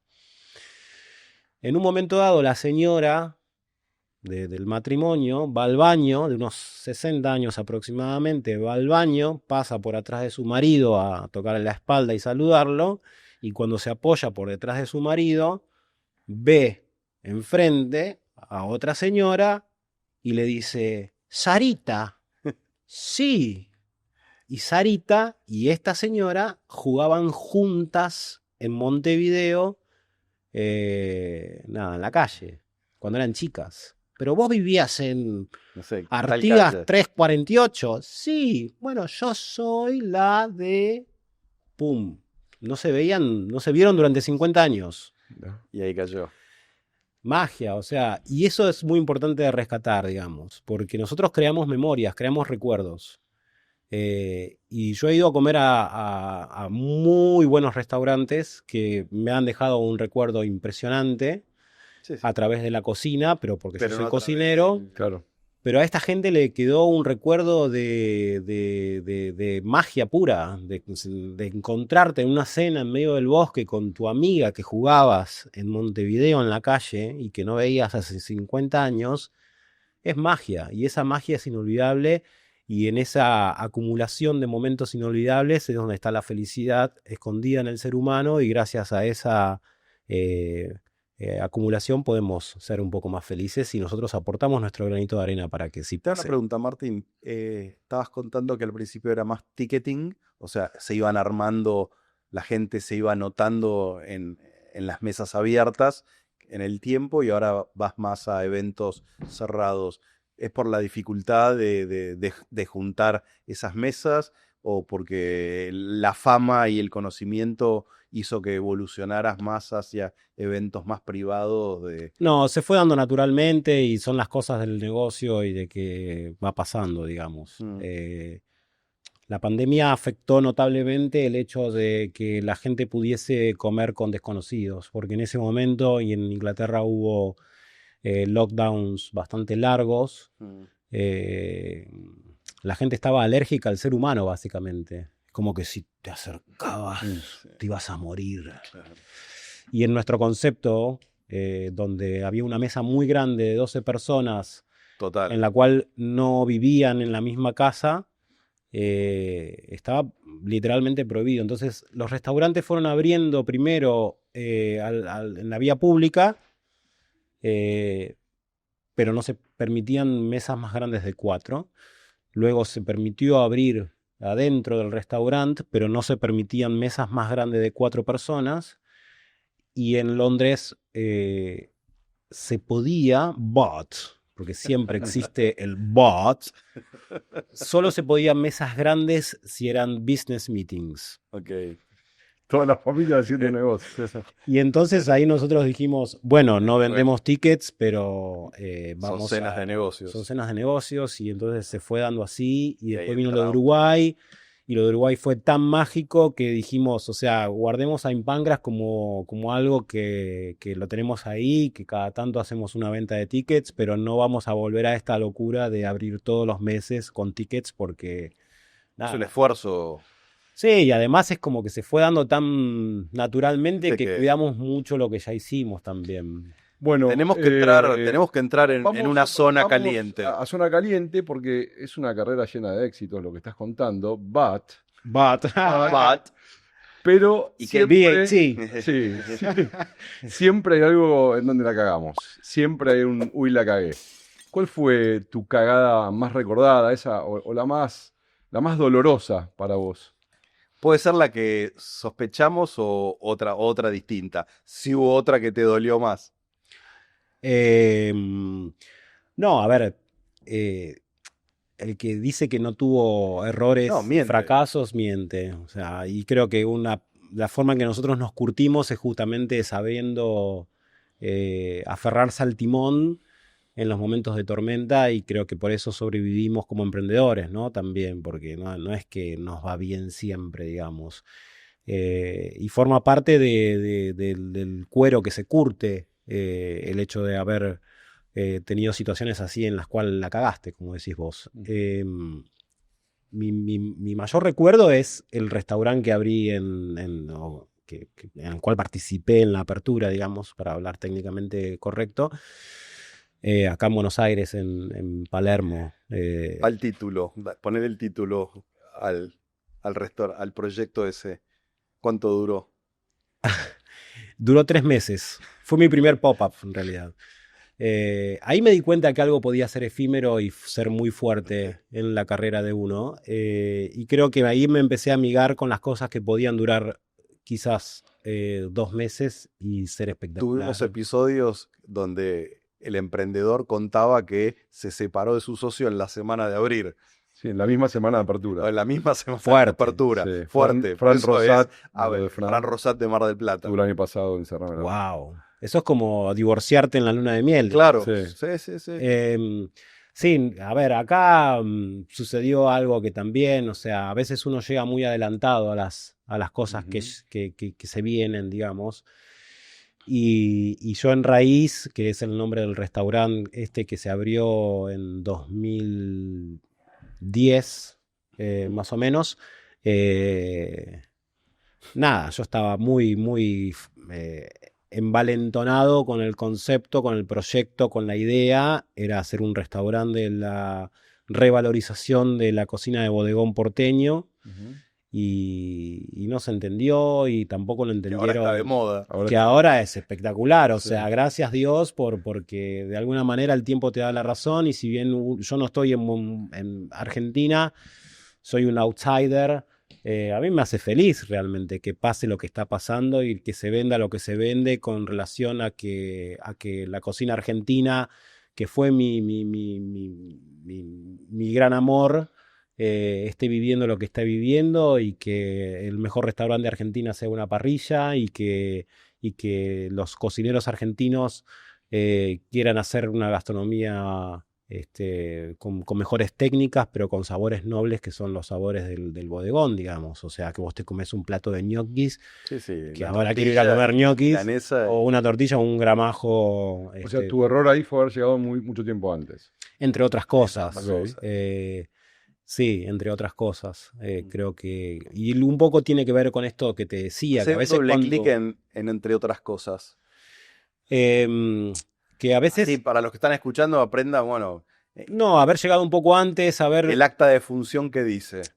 No haber hecho los papeles, flojo de papeles, cuando uno realmente pone todo de sí mismo para un proyecto, y en realidad no sos dueño. Vos te referís a los papeles societarios. Sí. O sea, eran socios en la realidad, pero no estaba... Éramos como un matrimonio de hecho. Ok. Entonces ahí no había como una sociedad, de hecho, no sé cómo decirlo, pero Sí, es sí, como sí, que no no está había claro. algo sólido. Formal que los uniera. Y entonces, obviamente que yo era muy joven también, Ujú. y empezás a descubrir cosas que tienen que ver con que, nada, que también se hicieron mal del otro lado, digamos. Si vos a los 2 meses no tenés plata, Capital de trabajo para poder el sostener working capital para poder mantenerlo durante Ok. un año abierto, y obviamente que no lo vas a poder sostener con la llegada del primer cliente Ujú. al restaurante. Ujú. Le tenés que dar tiempo. De todas maneras, desde mi punto de vista estábamos a 11 cubiertos diarios de llegar al punto de equilibrio, Ujú. lo cual era, Tampoco estabas tan lejos. no, era totalmente alcanzable. Y nada, Que había que a poder los 2 esperar. meses me dijeron, mira Martín, esto que vos creaste es maravilloso, te lo agradecemos un montón, que hagas un flan con dulce de leche de vaca ordeñada. Tenés que comprarlo, nuestra parte, digamos. Nosotros ya lo abrimos, quedó todo divino, todo perfecto, y yo, no, pará, este no es el plan. Son 2 meses, bueno, se cierra. Para mí era... Sí, además, cerrar un proyecto. no, y a la los 2 meses, vergüenza que sentís como Sí. profesional. Sí, sí. Eh, Te sentís con mucha vergüenza. Pero bueno, nada, fue la Nada. mejor experiencia de mi vida, en definitiva. Totalmente. Nos pediste que invirtiéramos en tu negocio o nos propusiste, pero ahora te vamos a pedir nosotros que Dale. inviertas con nosotros. Tenemos una parte, una sección del Cerrame que tiene rescata tu olfato para los negocios. Wow. Wow. A ver. Entonces vamos a poner 150.000 libras. Vamos a hacernos los ingleses. Cada uno. Hay 450.000 pounds ahí arriba.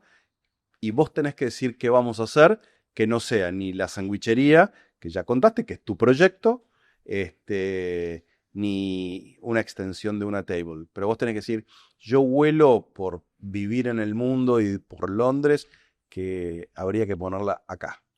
¿Qué hacemos? ¿Y dónde?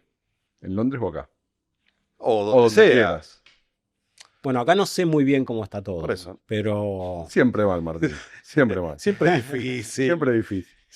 yo creo que habría que poner, habría que invertirlo en pizzas y que se llame algo así como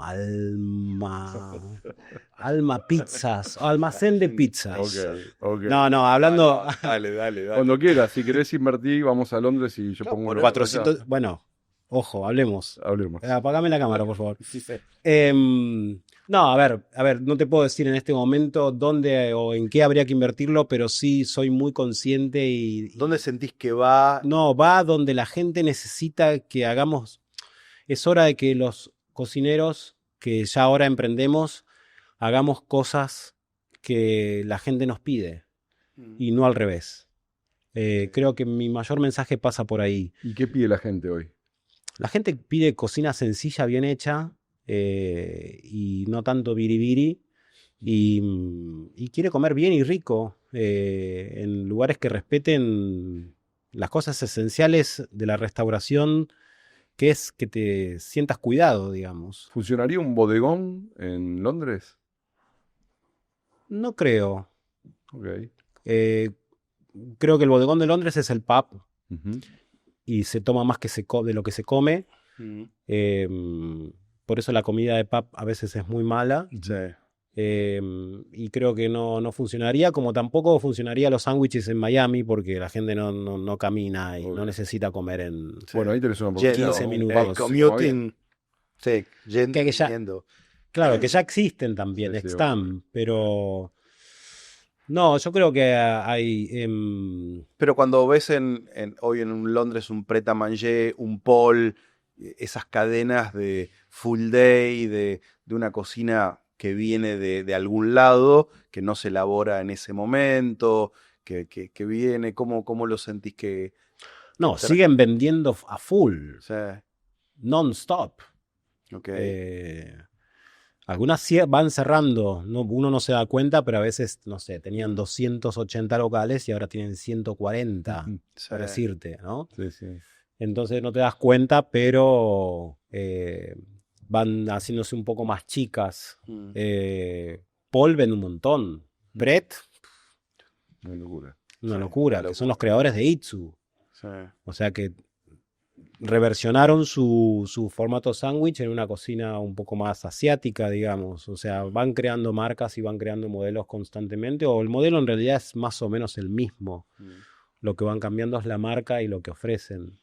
Y yo creo que hay una cosa de que nosotros, como cocineros, también tenemos que pensar un poco en la rentabilidad por encima de la receta, digamos. Total. Y también aquellos que lo hacen bien, tienen que abrirse más y compartir más lo que aprendieron, porque hay muchos cocineros jóvenes que siguen siendo un poco naif y que no necesitan estar 15 años sufriendo el negocio.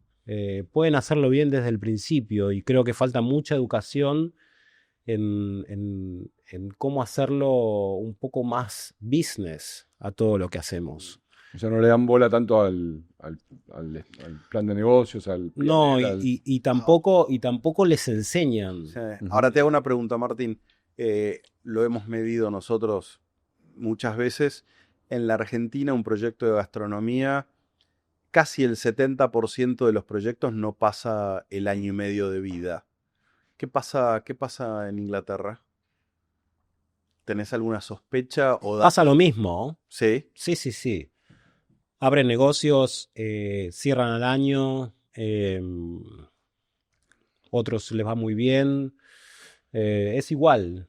No es que en Argentina hay crisis y en Inglaterra no. Lo que pasa es que hay como una base más sólida. No por la crisis, sino porque los hacen mal, hacen cosas que no están correctas, hay inexperiencia en la operación gastronómica, el producto no está bueno, qué sé yo, no sé, a lo largo de estos 2 años de 4 temporadas, 3, porque esta es la primera de la cuarta, sin lugar a dudas, el común denominador de todos los que se han sentado donde estás vos ha sido el cuidado del producto. Además del servicio, pero el producto como driver número 1. Entonces, muchas veces los fracasos tienen que ver con eso. Mal operados, un producto que no está bueno, sea lo que sea, del nivel que sea. Entonces, ¿sentís que eso mismo también ocurre en tus pampas? Sí, pasa. Pasa lo mismo que pasa acá. Es como jugar al fútbol. Sí. Algunos corren más, otros corren menos, pero en definitiva es jugar al fútbol. Y en el negocio gastronómico creo que sucede más o menos lo mismo. Algunos sirven un producto muy estacional que se consigue a 30 minutos de tren de Londres, y otros venden un producto importado de Sri Lanka porque no había en Inglaterra en ese momento, porque era verano, por ejemplo. Y entonces se nota que la comida no termina teniendo el soporte necesario como para que sea de alta calidad, ¿no? Pasa lo mismo, es muy difícil, pero pasa lo mismo. Yo creo que la ventaja que hay en Londres quizás es que hay otra base, digamos, o hay otros, no sé cómo será acá, y quizás es para otra charla, pero en Inglaterra, si querés hacer negocio, recibís mucha ayuda para poder hacerlo, Sí. no solamente en la parte educativa, sino en la parte de la facilidad de abrir una empresa. Sí. Cuando hicimos nosotros el proyecto ese en Wimbledon, o sea, todo el equipamiento te lo financiaba tu banco. O sea, vos ponías la factura, te descontaban la factura, la pagabas a crédito, o sea, había un montón de facilidades. Claro, y no un sé cómo montón. será acá, pero por ejemplo, si alguien quisiera invertir en mis sándwiches 200.000 pounds, lo puede pagar con sus propios taxes. Claro. Entonces, el gobierno fomenta a que la gente, en vez de pagarle al gobierno los impuestos, lo invierta en otro para que arme su propio negocio, porque sabe que si ese negocio le va bien, va a volcar todos sus impuestos al gobierno. Entonces es como que van creando una cadena en la cual el emprendedor que ya existe decide invertir y en vez de dárselo al gobierno, se lo da a un privado. Y eso fomenta, no sé cómo será acá, si eso se puede No, hacer acá. acá no existe. Bueno. De hecho, pasa acá en Argentina. Tomen nota, taca, señores. taca, uno arriba del otro. Y es más, acá los bancos en general no financian planes de negocios. Bueno, en Inglaterra sí. Si vas con el plan de negocios. Vas con un plan de negocios, lo sumo te financian el equipamiento, te financian la factura, la compra de los rational o del equipamiento que le pongas, pero en general acá los bancos no te financian emprendimientos, que es como una de las grandes diferencias, ¿no? Así que bueno. En el último bloque de Cerrame la 8, que son las 8 de Cerrame, que son 8 preguntas ping-pong de temas diversos. Y arranco por el primero, que tiene que ver con lo que estás haciendo ahí hace un tiempo, que es dibujás. Dibujo. Estudiaste dibujo. Uh-huh. Te voy a pedir que hagas un dibujo en vivo para dejarnos para nosotros. Por supuesto. Acá lo vamos a ir haciendo y lo vamos a ir terminando. Tiene que ser en vivo, digamos. O sea, se va a ir... Tenemos tiempo. Sí. Bueno. Antes de que se Igual apague después la se cámara. edita esto, ¿no? Porque Después, Sí, después todo lo se ponemos edita. en velocidad más rápida. Mientras dibujás, ¿dónde aprendiste a dibujar? aprendí con grandes maestros del dibujo argentino que es muy difícil hablar y dibujar al mismo tiempo, pero es como mascar chicle y cruzar la calle. Que yo no lo puedo hacer. Y más en Londres, se vienen por el otro lado, yo casi muero. Aprendí con Garaycochea, Okay. en la escuela de dibujo de Carlos Garaycochea, cuando Garaycochea estaba en un gran momento de docente, después se puso un poco anciano y entonces costaba un poco, pero fue un momento en el año 94 maravilloso, con Eduardo Ferro, que también fue uno de los grandes dibujantes de la revista Patoruzú, que ya no está entre nosotros, por supuesto. Es divino. Ahora te invitamos a que termines el dibujo. Y te hago la segunda pregunta. A ver. ¿Choripán o fish and chips? Choripán. Choripán. Que Okay. todavía acabo de llegar, literalmente. Estoy esperando el choripán. Me voy ya a comer un choripán. No, sé que llegaste y le entraste a las milanesas. De mi suegra. De tu suegra, Sí, caseras. de mi suegra. ¿Cuál fue el caso, si es que lo has tenido, del cliente más conflictivo o el caso más conflictivo que has tenido a un cliente que te haya hecho un conflicto por algo, porque no le gustó algo, porque... Si es que pasó. No, a veces la gente toma de más. Okay. Claro, listo. Y hace muchos años, y yo aprendí también a llevarlo de una determinada manera, porque digamos, o sea, yo me expongo mucho, y yo pagué el ticket, me dijo una señora, y la tuve que echar, básicamente. Muy al estilo Fawlty Towers, que si no lo conocen les recomiendo que lo vean, que es muy gracioso, y la traté muy mal, le di una botella de vino, se lo lleva a su casa y la eché. Y ya. ¿Tottenham, Chelsea o Arsenal? Unión de Santa Fe. Unión de Santa Fe. Escúchame, tenés la suerte de vivir en lo que para mí es el mejor fútbol del mundo, que es la Premier League. Me imagino que vas a la cancha, no sé si sos futbolero o no. Soy futbolero, pero dejé de Él serlo. es santafesino. Soy de Santa Fe, pero he ido, no voy todos los días. ¿A quién vas a ver? Y he ido a ver al Chelsea. O al Chelsea. Al Chelsea. Okay. ¿A quién te gustaría cocinarle que nunca le cocinaste? Que un día entre y lo tenés ahí. Cualquiera. Me gustaría volver a cocinar a mi papá. Ok. Suena un poco cursi, pero No. Cuando vengo a Argentina Te emociona. Sí. ¿Y a quién me gustaría cocinarle? Tu viejo no vive. A Mick Jagger. Okay. Choripán, obvio. Choripán. ¿Qué plato te encantaría o te gusta mucho que decís, che, ¿cómo lo tendría? Pero sabes que es imposible ponerlo en una. Es como pondría este plato acá, pero no da ponerlo. Un buen plato de pastas.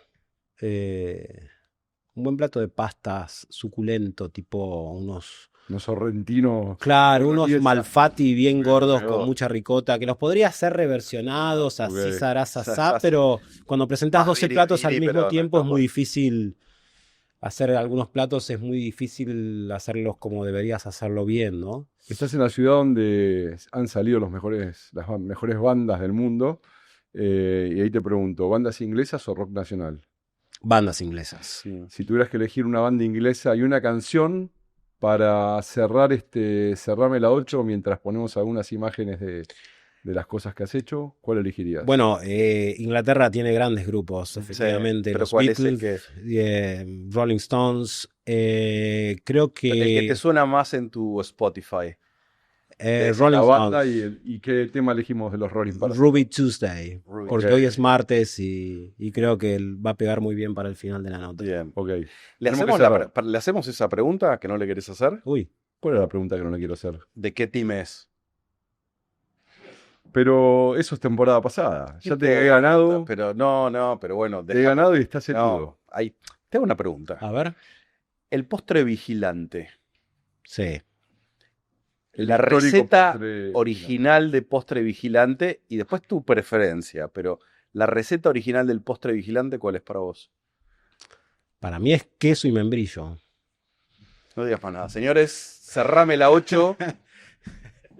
tenemos así, venimos con una disputa de ya toda una temporada y era él es Team Batata y yo soy Team Membrillo. Pero yo creo que también es según dónde lo hayas probado o en qué ruta estés. Sí, ha habido mesas mendocinas que perdió y Porque después en la masa yo pierdo. Seguramente no haya membrillo, es como... Nada, si vas al norte no hay carne de vaca. No, pero si vos en el IAG enseñando tenías que enseñar el postre vigilante, era membrillo batata, la receta original. No, para mí es membrillo porque bueno, by the way, cuando vos presentás una tabla de quesos en Inglaterra, servís quesos blandos, duros, Sí. crackers, membrillo. Okay. Sí, si se llegara a servir batata en Inglaterra. Bueno, ahí va, pero todo viene de algún lado, entonces creo que hay una influencia inglesa en el queso y dulce. Lo digo ahora, lo afirmo. No, y también, la batata también, obviamente, sin lugar a dudas. Pero bueno, Estamos convencidos. Yo estoy convencido que es batata y bueno, no hay nada. problema. Bueno, Seguirá la. Martín, un placer tenerte. Muchas gracias. La verdad, un placer. Cuando me escribiste, dijiste, llego, hagamos esto. Así que la verdad que esta cosa de un precursor de una cocina de experiencia, una cocina distinta, que hoy se ve mucho más, pero con un modelo de negocio diferente, la verdad que un placer tenerte. De mi lado, arranqué contándote que le pregunté a Martín si valía la pena o no, no te conocía, te conté, creo que claramente valió la pena. En tu relato llevas a lugares muy lindos, cuando contás y relatás las cosas, haces que se te escuche con mucha atención, se te pone la piel de gallina, te lo he mostrado, y diste información muy importante para aquel que, bueno, está con su negocio, con su proyecto, tratando de entender algunas cosas. Así que te agradecemos, fue un capítulo especial, primer capítulo de temporada 4. Muchas gracias. Así que muy agradecido porque hayas venido. Bueno, un placer, la verdad que la pasé muy bien. Me gusta conectar con el mundo gastronómico cuando vengo a Buenos Aires. De hecho, ya tengo una agenda para ir a comer a varios lugares. ¿A dónde vas? Bueno, voy a Don Julio siempre. Okay. O el preferido, alguno de los dos Sí, seguro alguno de los dos. que voy. O a los dos. O a los dos. Voy a ir a uno que se llama Mambo, Ujú. que Sí. como hace 2 años y medio que no vengo, creo que no Sí. existía. Sí, abrió hace poco. Y nada, bueno, tengo otros lugares para ir de amigos, sobre todo, que me encanta, me encanta. Bueno, ahora nos dejás el dibujo. Ahora les dejo el dibujo. Dale. Acá pagamos el café y tomaste mate. Tomaste poco, pero tomaste. Tomé casi un termo, es un Dale, litro, casi un ¿no? termo de Bueno, mate. me queda un poquito de agua. ¿Tomás mate allá? Todo el tiempo, Todo el tiempo. todo el tiempo. Pero no en la calle, Ok. No. pero en una y en Y en mi casa. casa, sí, sí, Bueno, sí. muchas gracias por venir. Un placer, muchas gracias Martín, a ustedes. lindo verte. Nacho, Volvió Nacho. volvió Nacho. Después de tanto tiempo. Yo la volvió prefiero a Nachito. Pau. Primer episodio de temporada 4. Esto ha sido Cerrame la 8. Nacho, cerrame la 8. Chao. Chau. Good